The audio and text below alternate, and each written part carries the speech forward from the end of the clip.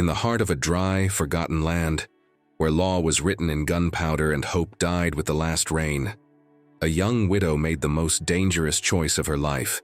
She opened her door to a starving, wounded stranger, but she didn't know that by offering shelter to an outlaw, she would change the fate of her farm, and perhaps her own future. This is a story of courage, faith, and redemption, where even outlaws know how to protect what the world tried to destroy. The wind had a voice out here, low, mournful, and relentless.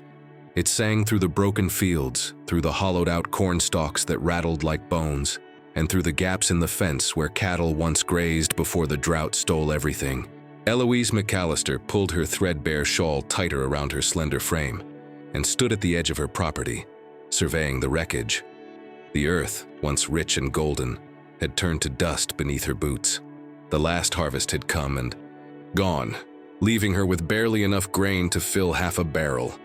Another winter was coming, and she could already feel its sharp teeth in the evening breeze. She was 26 years old, but looked older now, her once bright eyes dulled by grief, her once strong hands scarred from years of hard labor. The death of her husband, Luke, had left a hollow space inside her that no amount of work could fill. Still, she stayed. She stayed because the land was all she had left of him, this cracked, cursed piece of earth he had loved so fiercely. Most had abandoned their farms months ago, packing up what little they had and heading east in search of kinder lands. Those who remained were either too stubborn, too poor, or too broken to leave. Eloise supposed she was a little of each. The sun dipped below the horizon, staining the sky a burnt orange. She picked up the worn basket she had used for gathering. What few vegetables survived and trudged back toward the farmhouse, her boots dragging through the dust. Inside, the air was heavy with the smell of smoke and old wood. She bolted the door, checked the shutters, and threw 2 small logs into the iron stove. The fire caught reluctantly, casting a dim glow across the single room. Her home was humble. A sagging bed in the corner, a battered table, a few handmade quilts, and a stack of letters tied neatly with twine. Letters from Luke, written when he was away fighting a war that had stolen too many good men. She sank into the chair by the fire, knitting slow, methodical stitches to keep her mind from drifting to darker places. The crackle of the fire and the rhythmic scrape of needles were the only sounds, until something else broke the quiet. A noise, low, pained, coming from outside. Eloise stiffened. She set the knitting aside and reached for the hunting rifle mounted above the door. It was old, the barrel scratched and the stock worn smooth by years of use, but it still held a single shot. Enough, she hoped, to scare off whatever prowler had dared come so close. Moving carefully, she unlatched the door and stepped into the night. The wind hit her like a slap, cold and bitter. She moved quickly toward the barn, heart pounding, each step crunching over the frozen dirt. The barn door hung loose on its hinges, creaking softly in the wind. Inside, the smell of hay, horses, and old sweat filled her nose. And there, beneath a pile of straw near the far wall, something moved. Eloise raised the rifle. "Who's there?" she called, her voice sharper than she felt. No answer, just another groan. Cautiously, she approached. The figure came into view. A man, crumpled and broken, sprawled across the ground like a rag doll discarded by a cruel hand. He was young, maybe a few years older than her. His face was pale and hollow, the skin stretched tight over high cheekbones. Dark stubble shadowed his jaw, and his clothes were little more than tattered rags. One arm was tucked awkwardly against his ribs, and blood stained the fabric around his side. He looked up at her, dazed, and for a moment Eloise saw a flash of something in his eyes. Not fear, not aggression, but hunger, desperation. She swallowed hard. Every instinct screamed at her to run, to leave him to whatever fate had brought him here. She owed him nothing. No one would blame her for walking away, but she couldn't. Something deep inside, something Luke had loved about her, stopped her feet. The stubborn kindness she couldn't kill, no matter how much the world tried. Lowering the rifle, Eloise knelt beside him. "Can you stand?"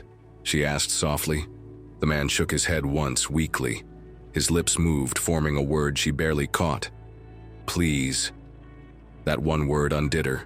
She slid her arm beneath his shoulders and tried to lift him, grunting with the effort. He was heavier than he looked, and dead weight from exhaustion. But somehow, through sheer will, she dragged him across the yard and into the house. She laid him down in front of the fire, quickly fetching a bowl of water and the few bandages she had left. He barely stirred, only shivering once when she peeled back the bloodied shirt to reveal a deep, angry gash across his ribs. As she worked, cleaning and binding the wound, he finally spoke again, his voice little more than a breath. "Name's Cassian." Eloise met his eyes, steady and quiet. "I'm Eloise," she said, tightening the bandage with careful hands. Cassian gave a faint nod before slipping into unconsciousness, and as the fire crackled and the wind howled outside, Eloise sat back and stared at the stranger sleeping on her floor. She had no way of knowing it then, but by giving shelter to a starving outlaw, she had just changed the course of her life forever. Morning broke cold and brittle, the sky smeared with shades of pale gray. Eloise sat by the fire, bleary-eyed, clutching a chipped mug of coffee gone cold hours ago. She had barely slept, half her mind listening for trouble, the other half questioning her own sanity. The man, Cassian, still lay where she had placed him, wrapped in the old quilt that had once belonged to her grandmother. His breathing was shallow but steady, and the fever that had flushed his cheeks during the night seemed to have cooled. Eloise studied him carefully now in the light of day. There was something wild about him, something restless even in sleep. His face bore the signs of hardship, old scars, sun-browned skin, a fresh cut along his jaw. Not the face of a man accustomed to kindness, not the face of a man used to being safe. The thought gnawed at her. What kind of life drove a man to collapse in a stranger's barn in the dead of night? She didn't have long to wonder. A distant sound caught her ear, the sharp crack of hooves on dry dirt. More than one horse, coming fast. Eloise's blood ran cold. Without thinking, she rushed to the window and peered out. Down the road, a cloud of dust rose as half a dozen riders thundered toward her property. Dark figures against the pale morning, armed. Her first thought was that they were raiders, one of the bands of desperate men who roamed the countryside, stealing what little others had managed to cling to. Her second thought, more chilling, was that they were looking for him. Cassian stirred at the noise, his eyes flickering open. He grimaced, struggling to sit up, but Eloise pushed him gently back down. "Stay still," she whispered. The horses skidded to a stop just beyond the front gate. Men dismounted, spreading out, rifles loose in their hands but not raised. They didn't look like a lynch mob. They looked organized. One of them, a broad-shouldered man with a thick mustache, stepped forward and called out, "We're looking for our brother," he shouted, voice carrying over the barren fields. "We mean no harm to the lady of the house." Brother? Eloise's mind raced. Was Cassian truly part of a gang? Had she just thrown her lot in with criminals? Cassian groaned, softly behind her. She turned to see his face pale with fear, not for himself, but for her. "They're mine," he rasped. "They'll hurt you if they think you're hiding me." Eloise made a quick decision. She grabbed the rifle leaning by the door, cradling it in her arms as she stepped onto the porch. The wind tugged at her skirts, but she stood tall. "You say you mean no harm," she called. "Prove it." The man with the mustache smiled grimly. "We owe him," he said simply. "We owe you now too." He raised a hand and gestured. Slowly, the men began forming a perimeter around her farm, like a living shield. Confused, Eloise glanced back at Cassian. He struggled to sit up, managing a weak smile. "You saved me," he said. "That makes you family." Family. The word hit her harder than any bullet. For so long she had fought to survive alone, clinging to the memory of a life lost. Now, in a single night, she had crossed some invisible line and found herself surrounded by men willing to defend her with their lives. Eloise lowered the rifle slightly, feeling the first crack in the wall she had built around her heart. Whatever Cassian had done, whatever sins he carried, they were not hers to judge. Not yet. She turned back to the men, voice steady despite the fear in her chest. "Then you're welcome to stay," she said. "But anyone who threatens this farm will answer. To me first." The mustached man tipped his hat, respect flashing in his eyes. As the morning sun climbed higher, Eloise realized that the world outside her door had changed overnight. And whether she was ready or not, her life was no longer her own. It was theirs. It was his. The day wore on, heavy with a silence that felt different than before. Not the lonely silence Eloise had grown used to, but something alive, an alert, waiting stillness that settled over the land like a warning. Cassian slept fitfully by the fire, his breathing rough but steady. Outside, the riders kept watch, circling the farm slowly like sentinels. Eloise watched them through the cracked window pane, the rifle never far from reach. She wasn't naive. Men like these didn't risk themselves for nothing, and no outlaw, no matter how grateful, protected a stranger without a cost. She stirred the thin stew simmering over the fire and tried to banish the thought. There was no sense borrowing trouble. Not yet. By late afternoon, Cassian woke again, stronger this time. He sat up slowly, groaning as his muscles protested. "You should be resting," Eloise said, bringing him a tin cup of water. He accepted it with a grateful nod, his fingers brushing hers. The touch sent an unexpected jolt through her, warm and disorienting. "Can't rest too long," he muttered, glancing toward the door. "Trouble don't wait." "You expect it to come?" she asked quietly. Cassian's jaw tightened. "Always does." He sipped the water, then wiped his mouth with the back of his hand. "You're braver than most," he said, studying her with eyes too old for his face. "Most folks would have left me to die." "I thought about it," Eloise said truthfully. Cassian gave a low chuckle, a sound more rusted than amused. "Smart," he said. "Would have been safer." Eloise shook her head. "I'm tired of living safe." The words surprised even her, but they felt true. For too long she had lived with her heart locked away, surviving but not living. Something about this man, this broken, dangerous man, had cracked that shell without even trying. Before either could speak again, a sharp whistle echoed from outside. Cassian stiffened, struggling to rise. Eloise helped him to his feet, and together they peered out the window. Another group of riders was approaching, this time not Cassian's men. Their horses kicked up dust, and their rifles gleamed menacingly. In the dying light, there were more of them than before, and these men rode with a different posture, aggressive, reckless. Cassian cursed under his breath. "Mercs," he said. "Bounty hunters. They're here for me." Eloise felt fear coil in her stomach, but she forced herself to stay calm. "Can your men handle them?" she asked. Cassian hesitated. "They'll try, but these mercs don't play fair." He turned to her, something like apology in his gaze. "You don't owe me anything," he said roughly. "If you tell them you didn't know who I was, they might spare you." Eloise's heart pounded. Every instinct screamed at her to send him away, to save herself and her farm. But when she looked into Cassian's eyes, so full of regret and defiance, she knew she couldn't.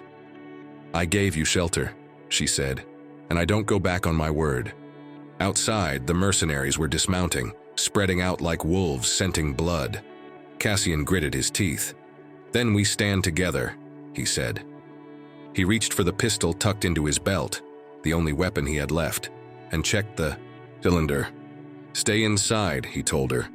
"If they breach the house, shoot first, don't hesitate." Eloise nodded, forcing down the terror rising in her throat. The first shout rang out, sharp and commanding. "Send out the outlaw, woman! Hand him over and we'll let you live!" Cassian's hand brushed her shoulder, brief, firm, almost tender. "I'm sorry," he said. Before she could answer, he stepped onto the porch, facing the mercenaries with nothing but a pistol and a battered body. Eloise gripped the rifle tighter and prayed. For strength, for courage, for whatever it would take to survive the night. Outside, the wind picked up again, carrying the scent of smoke and fear across the dying fields. The battle for her farm and her future had begun. The first gunshot split the air like a lightning strike. Eloise flinched instinctively, the sound echoing off the hills, sharp and cruel. Through the window, she saw Cassian fire back, calm, deliberate, even though his body still leaned heavily against the porch beam for support. The mercenaries answered in a brutal chorus of gunfire. Bullets tore into the dirt, the fence posts, the walls of the barn. One round slammed into the side of the farmhouse, showering Eloise with splinters. She dropped to the floor, heart hammering against her ribs, clutching the rifle so tightly her knuckles turned white. Outside, Cassian's men, those rough, dust-streaked brothers who had pledged to protect her, fought back fiercely. From behind overturned wagons from the shadows of the barn, they returned fire with the grim efficiency of men who had nothing left to lose. The farm had become a battlefield. Eloise crawled to the edge of the window and peered out.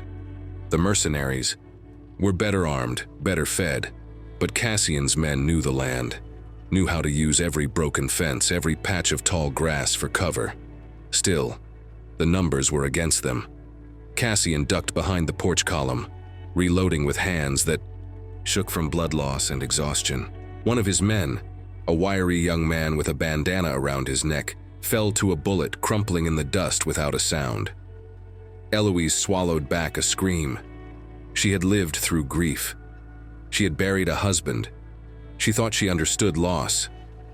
But watching men fight and die on her land, men dying because she had shown kindness to a stranger, was a different kind of horror. Another shout rang out, closer this time. Two mercenaries broke from their ranks, sprinting toward the farmhouse, with wild, reckless abandon. One carried a torch. They weren't just trying to kill Cassian. They wanted to burn everything down. Eloise didn't hesitate. She rose from the floor, bracing the rifle against the windowsill the way Luke had taught her years ago, back when they would spend lazy afternoons target shooting by the creek. She sighted the man with the torch first, held her breath, pulled the trigger. The crack of the shot was deafening in the small house. The man stumbled, dropped the torch, and fell face first into the dirt. The second man hesitated, just enough for Cassian to step from cover and fire a single, clean shot into his chest. The danger passed, but only for a moment. The torch lay smoldering in the dust, dangerously close to the dry grass. If it caught, the whole farm would go up in flames. Cassian limped toward it, stomping it out with swift, vicious kicks, grimacing with each movement. When he straightened, he locked eyes with Eloise through the window. He gave a small nod, a thank you, silent but full of weight. She nodded back, throat tight. Another lull settled over the battlefield, broken only by the groans of the wounded, and the far-off cries of birds disturbed by the chaos. The mercenaries regrouped, pulling back slightly, reassessing. Cassian leaned heavily against the porch rail, breathing hard. He didn't look like a leader now. He looked like a man held together by stubbornness and sheer will. Eloise grabbed another handful of bullets from the small box Luke had kept tucked away for emergencies. Bullets she had hoped never to use. She loaded the rifle again, hands steady now. There was no room for fear anymore, only resolve. Outside, the leader of the mercenaries barked new orders. Their next move would be harder, faster. Cassian's men tightened their lines, preparing for the inevitable. Eloise pushed open the door and stepped onto the porch, rifle cradled in her arms. Cassian turned to her, surprise flickering across his bruised face. "You don't have to," he rasped. "I know," she said. They stood side by side, a broken outlaw and a stubborn widow, facing down the storm together. No words could capture the weight of that moment. No words were needed. As the sun sank lower and the wind picked up once more, Eloise realized that whatever happened next, whether they lived or died, she had already made her choice. She would fight for her home. She would fight for the life she still believed in, and she would fight for him. The second attack came at twilight.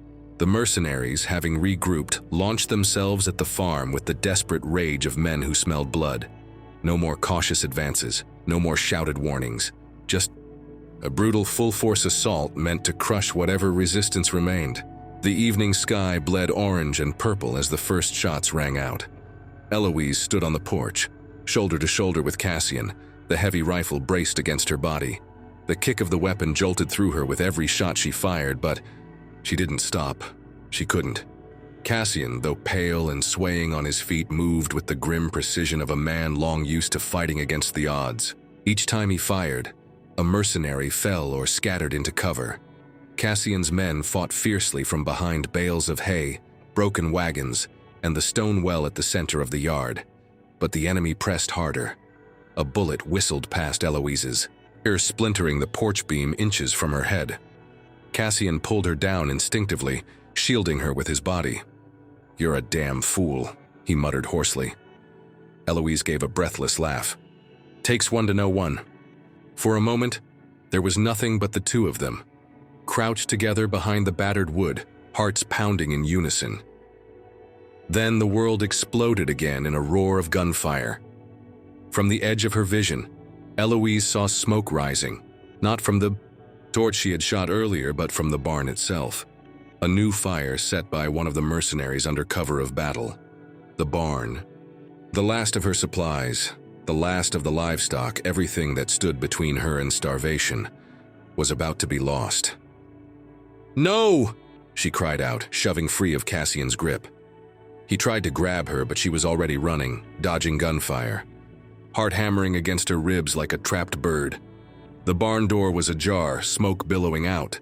She plunged inside, coughing against the thick, acrid air. The old mare, Luke's horse, whinnied in terror, rearing against her rope. "Easy, girl, easy," Eloise croaked, fumbling with the knot. Flames licked along the far wall, creeping faster than she could move. Finally, the rope gave way. Eloise slapped the mare's flank, sending her bolting into the yard. The heat seared her skin as she stumbled back, vision swimming. Strong hands grabbed her around the waist and hauled her bodily out of the barn just as the roof groaned and collapsed in a shower of sparks. Cassian. He carried her away from the blaze, coughing and swearing under his breath, until they collapsed. Behind the safety of the well. "You're insane," he rasped. Eloise coughed hard, trying to clear her lungs. "You're welcome," she wheezed. Cassian gave a rough, broken laugh that turned into a grimace of pain. Blood seeped through the bandages on his side again. The fire roared behind them, consuming the barn in a tidal wave of orange light. But the mare was safe. The farmhouse was still standing. And the mercenaries, startled by the sudden inferno, hesitated. It was enough.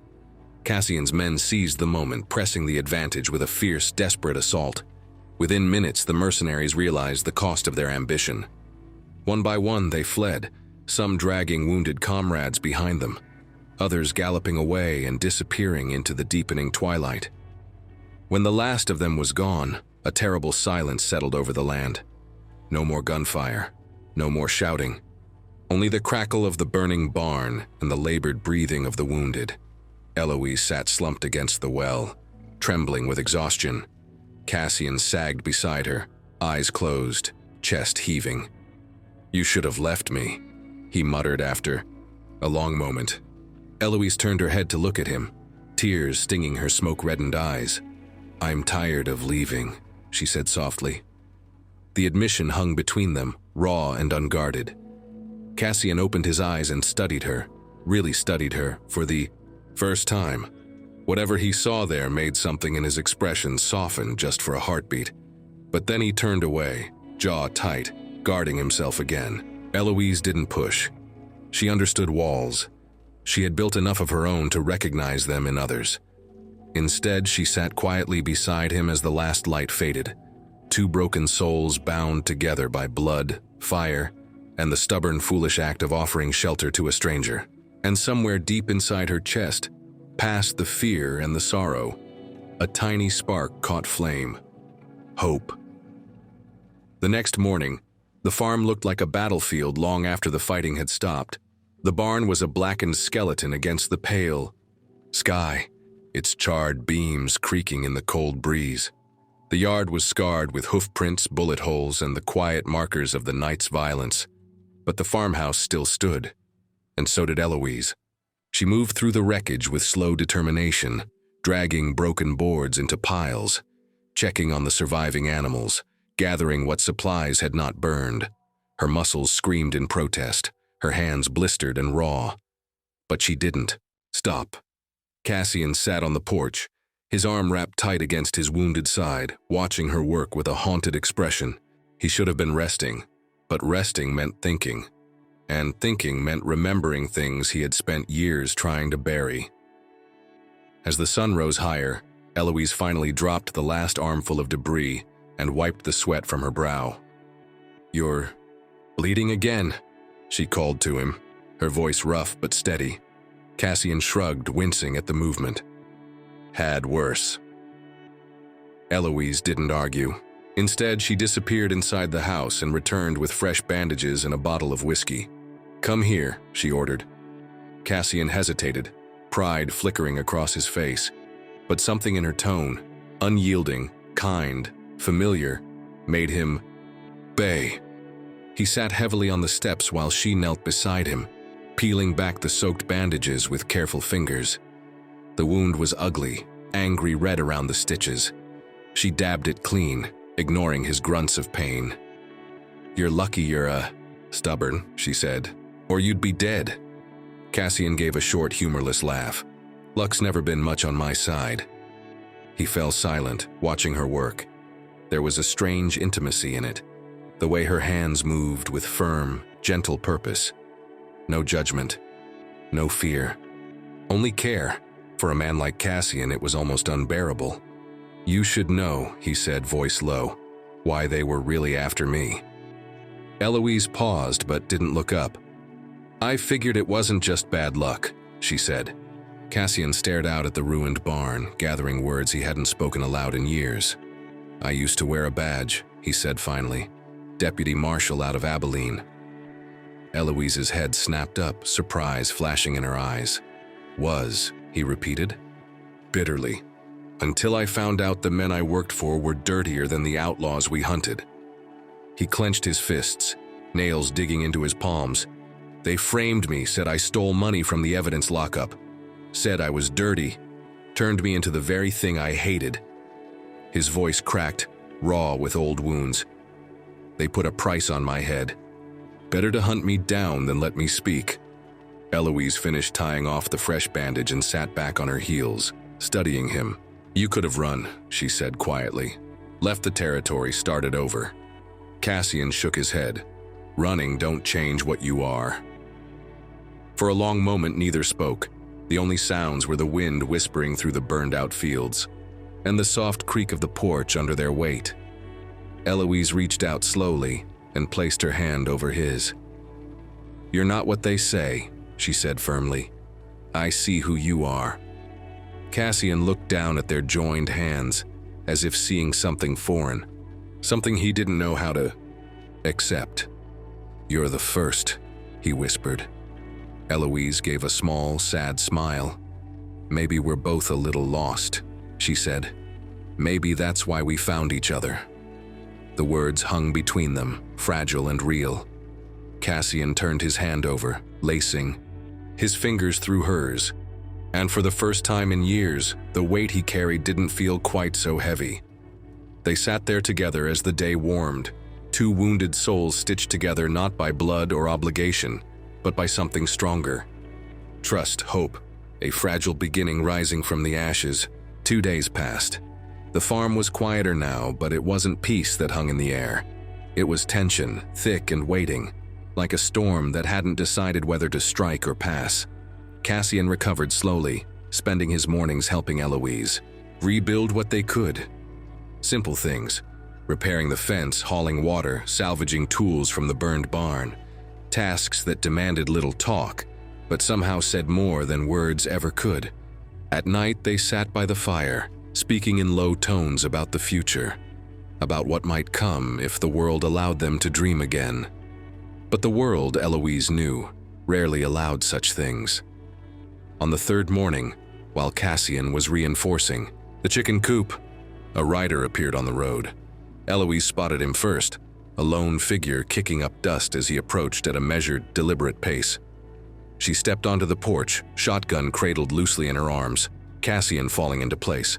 Beside her, the rider slowed, raised a hand in greeting, and stopped a safe distance from the gate. He was older, with a grizzled beard and a wide-brimmed hat pulled low against the sun. His clothes were worn, but his horse was fine, a sign of a man used to traveling far and fast. "I come with a message," he called out. Eloise and Cassian exchanged a look. The man dismounted slowly, keeping his hands visible, and pulled a folded scrap of paper from his coat. "Town council sent me," he said, voice gravelly. "They know about the fight, about you," he added, nodding at Cassian. The paper fluttered in the breeze as he held it out. Cassian moved first, limping down the steps to take it. He unfolded it carefully. Eloise watched his face tighten as he read. "What does it say?" she asked. Cassian's jaw clenched. "They're offering a deal," he said, voice low. "Leave this farm, leave the county, and they won't come after us." "And if we stay?" Eloise asked. The messenger shifted uncomfortably. "They'll come themselves," he said. "Sheriff's gathering a posse. Big one." Silence fell. The only sound was the restless stamping of the messenger's horse. Eloise felt the weight of it settle in her chest. A familiar, heavy pressure. She had spent so long fighting to survive, clawing her way through one loss after another. Now that she had finally found something, someone worth fighting for, the world demanded she give it up. Cassian crumpled the paper in his fist.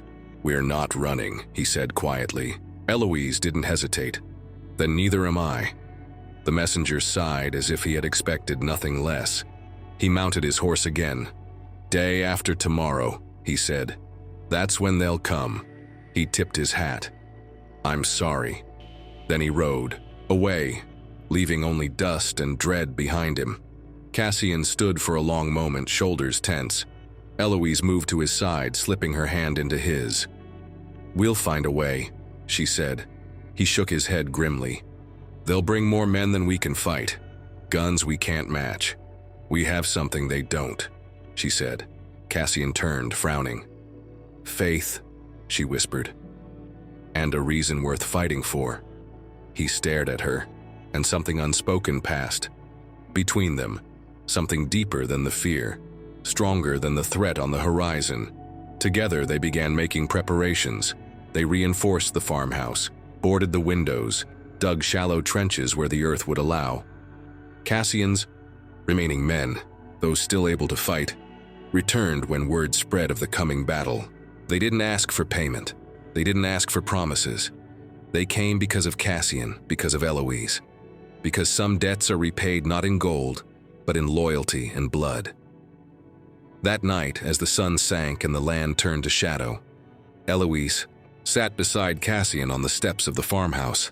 The stars blinked to life above them, cold and distant. He took her hand, rough fingers lacing with hers. "If this is the end," he said quietly, "I'm glad it's with you." Eloise leaned her head against his shoulder, feeling his warmth, his strength. "It's not the end," she whispered. "Not if we believe it isn't." Above them, the wind stirred.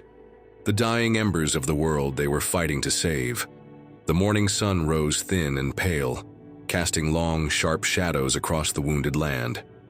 It was the kind of light that made everything feel exposed, every weakness, every hope laid bare. Eloise moved through the house with methodical precision, checking the barricades, counting the few precious rounds of ammunition left.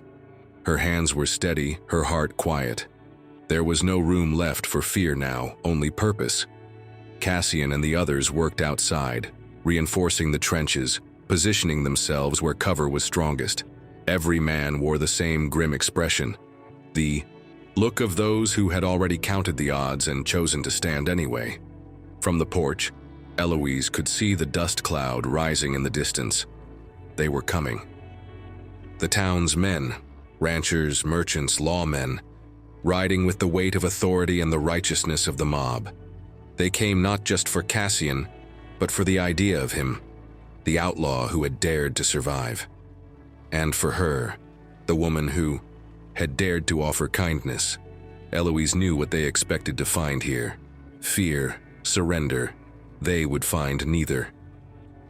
Cassian approached the porch, wiping sweat from his brow. He looked exhausted, the wound in his side pulling at him with every step, but his eyes burned with fierce, stubborn life. "Ready?" he asked. Eloise nodded. "More ready than I've ever been." He gave a small smile, soft, almost sad. "I should have left the night you found me," he said, voice rough. "You'd be dead," she replied.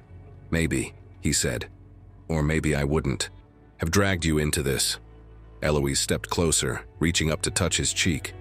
"You didn't drag me," she said.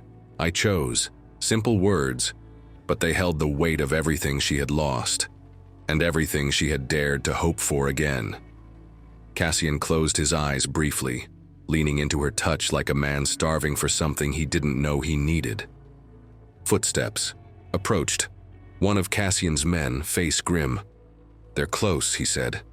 Cassian straightened, his hand brushing Eloise's before stepping back into the role he knew too well. Leader, protector, fighter. He barked quick orders, tightening the defenses, ensuring everyone knew their place. Eloise took up her position inside the farmhouse near the front window, rifle resting on the sill. She could see them clearly now, at least 24 riders, rifles slung across their backs, pistols gleaming in the morning light. At their head rode Sheriff Warren, a broad-shouldered man with a hard face and colder eyes. The symbol of a law that had long since forgotten mercy. The riders fanned out, surrounding the farm, cutting off any path of escape. Eloise's pulse remained steady. She thought of Luke, of the dreams they had once built together on this land. And she thought of Cassian, of the broken man who had stumbled into her life and reminded her that survival was not the same as living. She would not lose this again. Sheriff Warren called out, his voice booming across the fields. "Hand over. The outlaw and the woman and the rest of you can go free." A beat of silence followed. Cassian stepped onto the porch unarmed, hands raised to show he carried no threat. His voice carried clear and strong. "We're not handing over anyone." The sheriff's jaw tightened. "You're outnumbered, McAllister. Don't be stupid." Eloise moved to the doorway, rifle in hand, standing tall beside Cassian. Her voice rang out, steady as a church bell. "You want this land? You'll have to take it." The sheriff cursed under his breath. A shot rang out, a warning, not aimed to kill, but the battle line had been drawn. Cassian's men raised their weapons. The sheriff's posse shifted in their high saddles, nerves taut. One wrong move and blood would stain the earth again. The wind picked up, tugging at Eloise's skirts, at Cassian's coat. Whispered promises of violence, of endings. But Eloise was not afraid. Not anymore. Cassian glanced at her, something fierce and unbreakable in his gaze. "With me?" he asked. "Always," she said. The riders tensed, the defenders braced, and the first real shot of the battle shattered the morning. The morning erupted in chaos. The sheriff's men surged forward with a roar, rifles cracking, pistols flashing in the cold light. Cassian's defenders, though fewer in number, answered with precision and grit born of desperation. Eloise fired from the window, heart pounding, but hands steady. Each shot was deliberate, measured. She was no gunslinger, but she fought like someone with everything to lose.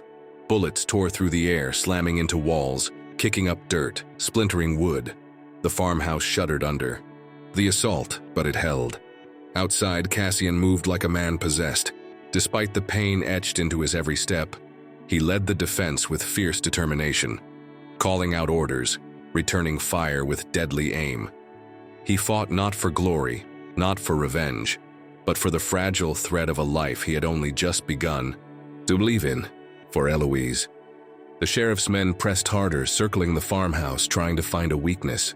A group of 3 broke off, making a run for the side door. Eloise pivoted, firing quickly. One fell, another stumbled. The third made it to the porch but was met by Cassian himself, who tackled the man hard, wresting the gun from his grasp before knocking him unconscious with the butt of his own pistol. More gunfire erupted from the far end of the field. Cassian's men, those who could still stand, fought with brutal efficiency, using the trenches and barricades to slow the attackers. But they were outnumbered. A bullet slammed into the wall just inches from Eloise's head, showering her with splinters. She ducked, hard hammering before rising again to return fire. Outside, Cassian spotted Sheriff Warren riding forward, shouting orders, urging his men on. The sheriff believed this would end quickly, believed their will to resist would break. He didn't understand. He had underestimated what people would fight for when they had nothing left to fear. Cassian moved through the smoke and gunfire, making his way toward the sheriff. Every step was agony, but he didn't falter. He wouldn't allow the man who threatened Eloise to leave this place unpunished. Sheriff Warren spotted him too late. Cassian fired once, clean, deliberate. The sheriff reeled in his saddle, then toppled to the ground, clutching his side. For a heartbeat, everything froze. The sheriff's men faltered, uncertainty rippling through their ranks. Eloise seized the moment. She stepped onto the porch, rifle raised high, voice ringing out with a force she didn't know she possessed. "Go home," she shouted. "This fight is over." For a long, terrible second, no one moved. Then, one by one, the sheriff's men began to fall back, some dragging wounded comrades, others throwing down their weapons in surrender. The battle was over. The farm was scarred, the land soaked with blood, but it stood. Cassian staggered toward Eloise, blood staining his shirt, a grimace twisting his face. She rushed to him, catching his weight as his knees buckled. "I'm fine," he rasped, though his body told a different story. "You're a terrible liar," she whispered, tears blurring her vision. Carefully, she helped him inside, laying him down on the couch by the fire. The surviving defenders trickled in, battered but alive. Some collapsed onto chairs, others tended to the wounded in silence. There were no cheers, no celebration. Only the exhausted, profound relief of those who had dared to defy fate, and won. Eloise pressed a clean cloth against Cassian's side, trying to staunch the bleeding. His hand found hers, gripping it tightly. "You saved me," he murmured. She shook her head, tears slipping free. "No," she said. "We saved each other." Cassian smiled, a small broken smile, but real. Around them, the farmhouse, what was left of it, stood firm against the ruins. And for the first time in a long while, Eloise believed that maybe, just maybe, there was a future waiting beyond the wreckage. The days that followed moved slowly, stitched together by exhaustion and fragile hope. The wounded healed as best they could. The dead were buried under the lone cottonwood tree at the edge of the farm, their graves marked with simple wooden crosses carved by Eloise's hand. There was no priest to say words over them. Only the wind, the dust, and the quiet promise that their sacrifice would not be forgotten. The townsfolk kept their distance. With Sheriff Warren gone and their men broken, they had little stomach left for more fighting. Some even sent quiet offerings, tools, seed, spare lumber, left at the fence line like peace offerings from a guilty conscience. The farm, scarred and battered, began to breathe again. The fences were rebuilt. A new barn, smaller but sturdy, rose from the ashes. The well was deepened. The fields, once choked by drought and fear, were plowed anew. Eloise worked from dawn till dusk, the sun baking her skin, the earth grinding into her hands. And Cassian was always there, silent, steady, mending what he could, carrying what she could not. They spoke little of the battle, of the blood spilled on their soil. Some things lived better in silence. Instead, they built a new rhythm between them. Something careful, tender, and fiercely strong. It wasn't the life either of them had once imagined, it was better. One evening, weeks after the last of the mercenaries had vanished like smoke into the hills, Cassian stood at the edge of the porch, watching the sun sink behind the broken horizon. Eloise joined him, wiping her hands on her apron. The sky was ablaze with color, gold, crimson, the soft purple of twilight. A good omen, she thought. Cassian turned to her, something uncertain flickering in his eyes. "I'm thinking of staying," he said, voice rough. Eloise's heart skipped a beat. "You could go," she said carefully. Start fresh somewhere no one knows your name. He shook his head. Names don't mean much, he said. People do. She swallowed, hard, the weight of all they had endured settling in her chest. I can't pay you much, she said, half smiling. Hard work, bad pay, stubborn company. Cassian smiled, truly smiled for the first time. Sounds like the best offer I ever had. He stepped closer, the distance between them shrinking until there was nothing left but the quiet beat of two hearts that had survived the impossible. Slowly, cautiously, he reached out and cupped her face in his calloused hand. Eloise leaned into his touch without hesitation. When he kissed her, it wasn't the desperate, reckless kiss of men who didn't know if they'd see tomorrow. It was the kiss of survivors, of builders, of two broken souls who had found something worth mending in each other. When they pulled apart, the world felt different, smaller and somehow more infinite at the same time. Home, that's what it was. Not the land, not the walls. Each other. Cassian pressed his forehead against hers, eyes closed. I never had a place to belong, he whispered. You do now, she said. They stood together as the stars blinked awake in the endless sky, the earth cooling beneath their feet, the promise of a new life rising quiet and strong between them. And though the world beyond their fence would always carry its dangers, its cruelty, its storms, they were no longer afraid. They had each other, guarded by the dust and sky. Sometimes the strongest homes are not built from wood and stone, but from trust, courage, and second chances. If this story touched your heart, we'd love to hear from you. Share your thoughts in the comments. Your words mean more than you know. And if you believe in stories that heal and inspire, don't forget to subscribe and join us for more journeys like this one. Until next time, stay strong and stay kind.